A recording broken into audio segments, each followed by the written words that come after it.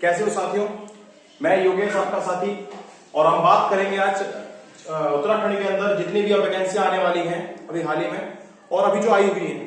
जैसे कि आप जानते हो पटवारी लेखपाल के लिए भी वैकेंसी निकली थी और इसके साथ साथ कुछ बच्चे पहले से पुलिस की तैयारी कर रहे हैं, पुलिस कांस्टेबल के लिए। उनका भी अभी दिसंबर में कुछ एग्जाम होने वाला है और उम्मीद करता हूं आप लोग अच्छी तैयारी कर रहे होंगे और बहुत अच्छी तरीके से आपने बहुत कुछ कवर कर लिया होगा।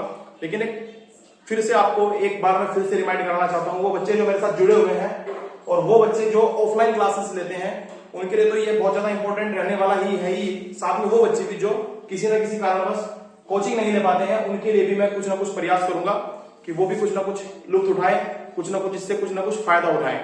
तो बच्चों ज्यादा बात ना करते हुए मैं सिर्फ इतनी बात करूंगा कि आज हम चंद राजवंश के बारे में बात करेंगे।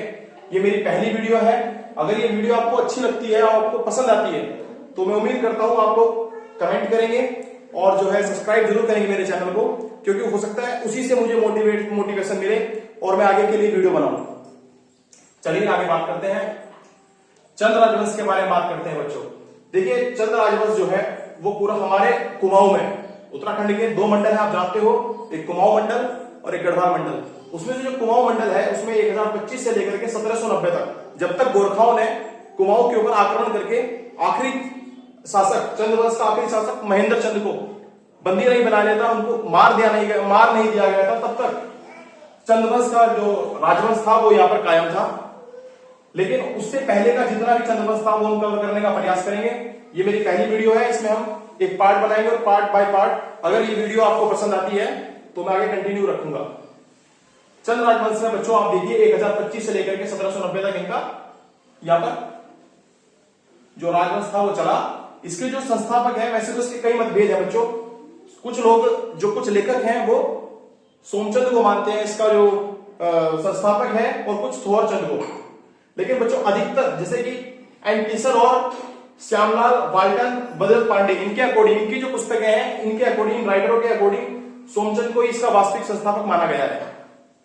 इसका जो स्थान था ऐसा माना जाता है कि भाई ये इलाहाबाद के पास से एक जोशी नामक स्थान है, वहां से यहाँ पर घूमने के लिए आया था और जब ये कुमाऊं में घूम रहा था उस टाइम पर यहाँ की इसकी योग्यता देख करके यहाँ के कत्यूरी राजवंश के आखिरी शासक जिसका नाम था ब्रह्मदेव, उसने अपनी पुत्री चंपा से सोमचंद का विवाह करा दिया और उसके पश्चात बच्चों दहेज के रूप में उसको 15 बीघा जमीन भी दान कर दी, जिससे कि ये जो सोमचंद था इसने राजभूंगा किले का निर्माण करवाया।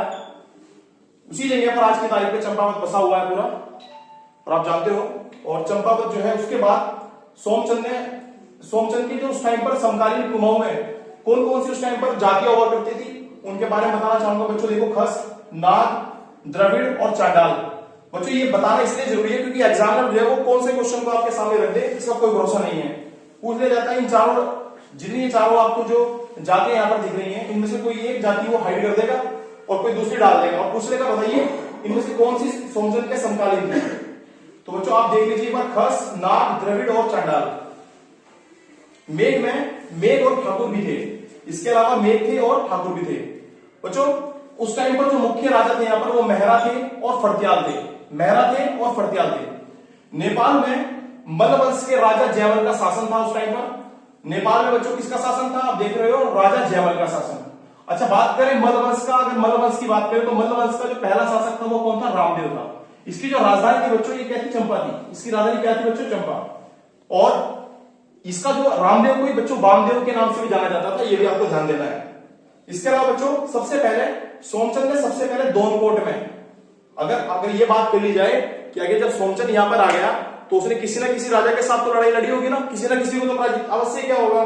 तो सोमचंद ने सबसे पहले दोनकोट के रावत राजा को हराया था। ये बात आपको दिमाग के अंदर बैठा के रखनी है बच्चों, ये बड़ा ही इंपॉर्टेंट क्वेश्चन बनता है यहां से कि सोमचंद ने सबसे पहले किस कुमाऊं के अंदर कौन सी लड़ाई लड़ी थी और कौन से राजा को उसने हराया था।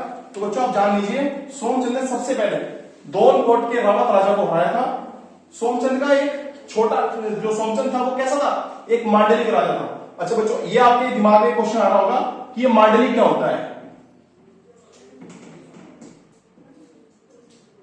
मांडलिक, तो बच्चों मांडलिक वो होता है एक ऐसा राजा जो कई सारे या फिर किसी बड़े राजा के यहां पर अधीन होता है। मतलब छोटे छोटे राजा होते हैं ना, छोटे छोटे शासक, और वो क्या करते हैं एक बड़े राजा को टैक्स भी देते हैं, कुछ ना कुछ करके रूप में देते हैं। तो ये एक मांडलिक राजा था सोमचंद। और डोटी के राजा की बात करें तो डोटी के राजा के ये अधीन था, डोटी के राजा के ये अधीन था।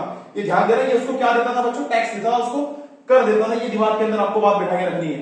तो अगर आपसे पूछ लिया जाए कि सोमचंद किस राजा को टैक्स देता था, किस राजा को ये कर देता था, तो आपको ध्यान देना है बच्चों, डोटी के राजा। डोटी के राजा बात कर रहे हैं नेपाल की, डोटी का जो राजा था यानी कि हम नेपाल का राजा था। अच्छा, राज्य को मजबूत करने के लिए इसने 4 किलेदार चलाए थे, किलेदार जो है नियुक्त किए थे। अच्छा, एक बात इसमें समझने वाली ये है कि हालांकि ये छोटा एक मांडलिक राजा था, हालांकि ये दूसरों को टैक्स दिया करता था, लेकिन उसके बाद भी इसने अपने राज्य को मजबूत करने के लिए 4 किलेदार उस टाइम पर भी नियुक्त कर लिए थे। जिनका नाम देखिए यहाँ पर कार्की, बोहरा, तड़ागी और क्या था, चौधरी था।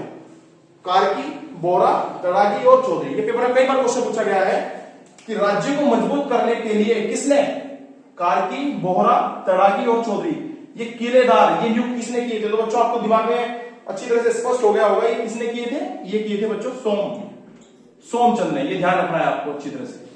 तो सोमचंद ने 4 किलेदार यहां पर नियुक्त किए थे और इनको एक नाम दिया था जिसका नाम होता है बच्चों चाराल।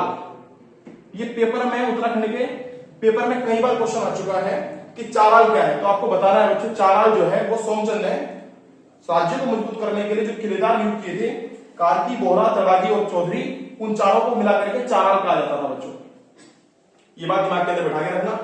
उसके बाद बच्चों सोचने वाली बात एक चीज ये भी है, देखिए उस टाइम पर जो मेहरा लोग हुआ करते थे, मेहरा, उनको मंत्री बनाया गया था, किसके द्वारा, सोमचंद के द्वारा। तो सोमचंद ने सबके साथ मिलकर के काम करा। उसने सिर्फ अपने ऊपर ही काम नहीं किया, उसने सिर्फ अपने लोगों को ही पोस्टें नहीं दी, उसने सिर्फ अपने लोगों को गद्दी पर नहीं बिठाया, बल्कि उसने क्या किया, मेहराओं को भी क्या दिया, जो मेहरा थे उनको मंत्री बनाया। जो फर्तियाल थे, जी आइए ये फर्तियाल के बारे में बात कर रहा हूं, मैंने बताया था ना आपको, फर्तियाल देखिए मुख्य राजा उस टाइम पर मेहरा और फर्तियाल थे। इसने फर्तियालों को सेनापति नियुक्त किया था अपने यहां पर। और जो बूढ़ा और सयान लोग थे उनकी भी नियुक्ति सबसे पहले किसने करी थी, बूढ़ा की और सयानों की नियुक्ति सबसे पहले। पेपर में ये क्वेश्चन पक्का आपको मिल जाएगा कि भाई बूढ़ा और सयानों की नियुक्ति किसने की थी। वो कौन सा कुमाऊं का ऐसा शासक था, कुमाऊं का ऐसा कौन सा राजा था जिसने बूढ़ा और सयानों की नियुक्ति की थी।